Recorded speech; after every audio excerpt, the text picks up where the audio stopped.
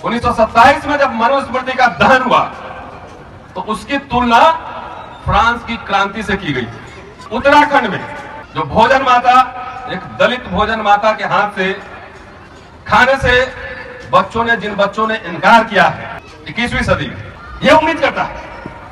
इसलिए समाज की दुर्दशा और दुर्गति, इसलिए अभी समाज के निर्माण का काम करना है। ये समाज का निर्माण का काम जरूरी है।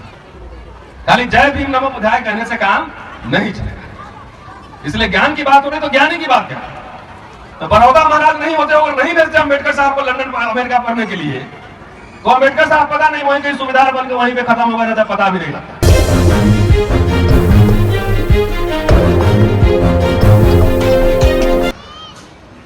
और मनुस्मृति जलाने देने से क्या मनुस्मृति खत्म हो गया?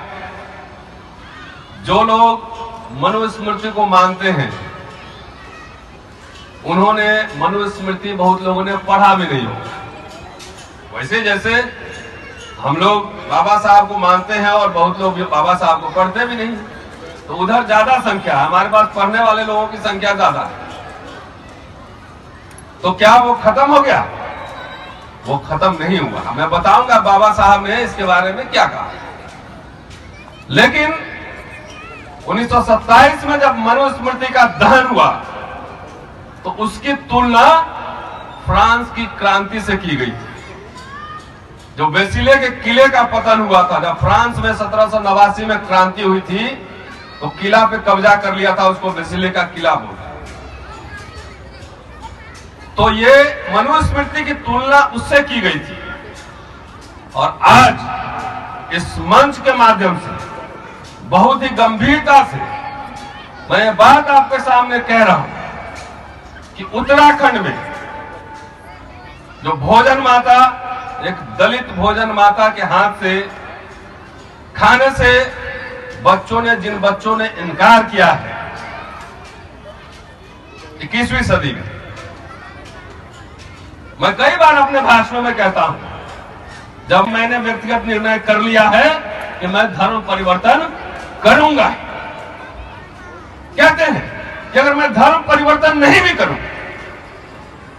मैं अछूत बन के ही रहूं, तो मैं चाहूं तो मैं कुछ भी बन सकता हूं, गवर्नर बन सकता हूं, जज बन सकता हूं, कुछ भी बन सकता हूं। मुझे अपनी चिंता नहीं है, मुझे अपनी चिंता नहीं है, मुझे चिंता है आपकी। क्योंकि बाबा साहब पढ़े लिखे थे, उनको तो अमेरिका में नौकरी मिल जाता, उनको थोड़ी अपनी चिंता, उनको चिंता थी आपकी। बोले कि आप जब तक इससे नहीं निकलेंगे तब तक आपकी मुक्ति संभव नहीं।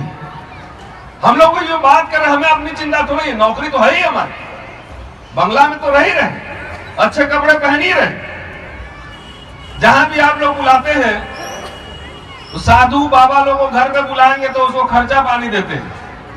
और हमारा समाज जो है ना, इंटेलेक्चुअल जो एक्टिविस्ट है उसकी इज्जत नहीं करता है, उससे उम्मीद करता है कि अपने जेब से खर्चा करके आए या चारों तरफ भाषण दे, यह उम्मीद करता है। इसलिए समाज की दुर्दशा और दुर्गति इसलिए कि आप इंटेलेक्चुअल्स को स्पॉन्सर नहीं करते, इंटेलेक्चुअल बनाते नहीं, उसको दूहना चाहते हैं कि जहां बुलाइए भाई, ये YouTube चल रहा है, उसका खर्चा भी होता है, आपने जेब से दे रहा हूं आपको पढ़ाने के लिए। पहले लाल की क्लास कहता था, अब मैं लाल की क्लास नहीं कहता, क्योंकि वो विश्वविद्यालय बन चुका है, डिजिटल यूनिवर्सिटी बन चुका। नहीं कर रहा हूं। इसी साल 15 अक्टूबर को लंदन में जाकर देख लीजिए, लंदन यूनिवर्सिटी में LLM कर रहा है बच्चा। तो अकेला आदमी, हम ही सब काम में लगे हुए हैं। मकान आप में से जिसका 2-4 मकान होगा उसी में रह लेंगे। आप में से बहुत लोगों के पास होगा 2-4 मकान, उसी में रह लेंगे। 65 साल तक कॉलेज में रहेंगे, उसके बाद 10 या 15 साल जिंदा रहूंगा, तो उसके लिए क्या टेंशन लेना है? अभी समाज के निर्माण का काम करना है। ये समाज का निर्माण का काम जरूरी है। क्यों भेजा उसको लंदन पढ़ने के लिए? अगर बड़ौदा महाराज नहीं होते और नहीं भेजते अम्बेडकर साहब को लंदन अमेरिका पढ़ने के लिए, तो अम्बेडकर साहब पता नहीं वहीं कहीं सुविधार बन के वहीं पे खत्म हो गया था, पता भी नहीं लगता। ये सब बात जानते हैं, भीम ज्ञान चर्चा हो रही है, सब कुछ हो रही है, लेकिन सब लोग मिलकर हर साल इतने सारे संगठन बने हुए, सारे संगठन, बड़े बड़े चंदा उगाही हो रहा है। लेकिन सारे मिलके अगर 10 बच्चा भी तो हर साल विदेश भेजते हैं पढ़ने के लिए, उसमें से 8 भाग भी जाता, 2 ही बचता, तो कम से कम अखबार में एडिटोरियल लिखने के लिए, बजट पर चर्चा करने के लिए, है ना, डिप्लोमेटिक पॉलिसी पर चर्चा करने के लिए, विदेश नीति क्या होगा इसमें से आप में से कितने लोग जानते हैं? हम भी नहीं जानते।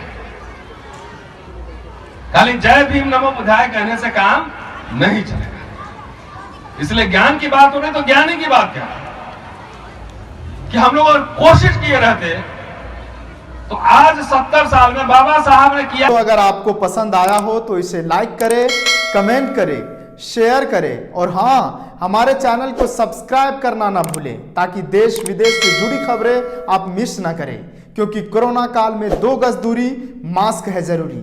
नमस्कार।